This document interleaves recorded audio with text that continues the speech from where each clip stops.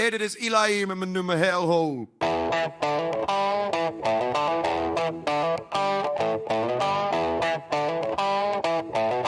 Ja. Fuck deze fucking leven, elke dag hetzelfde gevecht. Word wakker met mijn ogen open, maar mijn ziel ligt op plat gevecht. Iedereen zegt hou vol, maar niemand voelt wat ik draag. Dit hoofd is een gevangenis, elke nacht weer ondervraagd. Ik lach voor de buitenwereld, maar van binnen rot. Alles wat ik aanraak lijkt te breken. Alles gaat kapot, dromen in mijn zakken, maar de hoop lekt eruit. Er is geen pad naar boven, dit is langzaam naar vooruit. Naar onderuit. Ze zeggen het wordt beter, ja wanneer dan? Ik heb mijn hart al 1000 keer geplakt. Met mijn handen maar.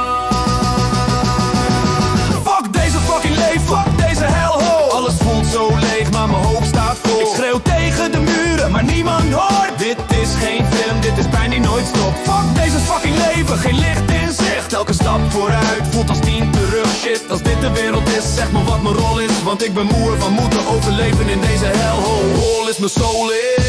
Iedereen wil winnen, maar niemand praat over vallen. Overnachten dat je bidt, dat alles even mag stoppen. Gewoon alles. Vrienden worden schaduwen, beloftes worden stof. En ik vraag me af of ik kapot ben of gewoon te erg voor deze plot. Ze willen strand zien, geen tranen, geen breuk. Maar ik ben geen machine, ik voel elke scheur, elke deuk. Als boosheid een taal is, spreek ik die vloeiend van stilte in mijn hoofd. Bro die bestaat niet, die is Rupert Bridge. Misschien ben ik niet verloren, misschien is dit systeem ziek. Maar tot iemand dat fixt, draag ik dit gewicht alleen. Elke week, elke week, elke week.